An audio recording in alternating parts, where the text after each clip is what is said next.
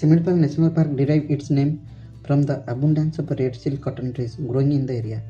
यह भारतर सप्तम बृहत्तम जातीय उद्यान 1994 मसीह भारत सरकार सिमिलपाल को एक बायोस्फीयर संरक्षण भाव में घोषणा करते। यूनेस्को यह जातीय उद्यान को मे 2009 बायोस्फीयर रिजर्व तालिकार जोड़ी। सिमिलपाल नेशनल पार्क एवं टाइगर रिजर्व 2750 वर्ग किलोमीटर उपर व्यापी एवं यह बाघ एवं हाथी जनाशुना। यही जंगल में विभिन्न प्रकार उद्भिद एवं जीवजंतु रही।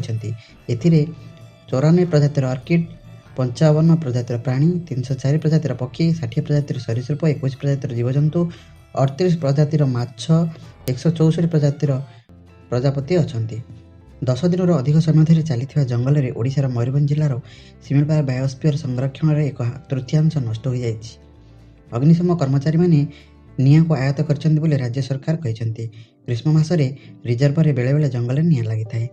सिमिलपाल बायोस्फीयर रिजर्व में कोल्ह, सांताल, भूमिजा, भातुड़ी, गोंडा, खाटिया, लोड़ा, हो एवं माकाड़िया भली अनेक अनुसूचित जनजाति बास कर।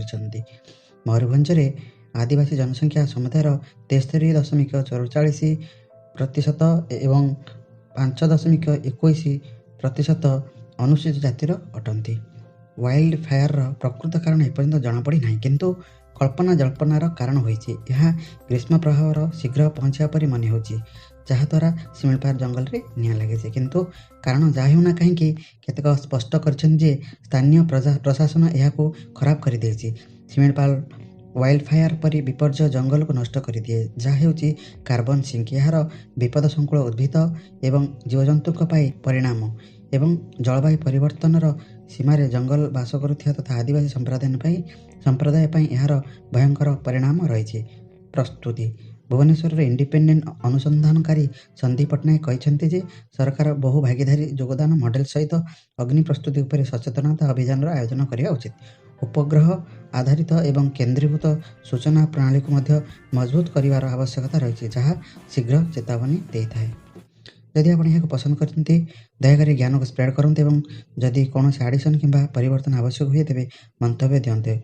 यह आपंकर सांग सहित शेयर करूँ। चैनल को सब्सक्राइब करते और गुरुत्वपूर्ण अपडेट प्रथम पाइबा घंटी आइकन दबातु। शेष देखा धन्यवाद। जय हिंद, जय भारत माता।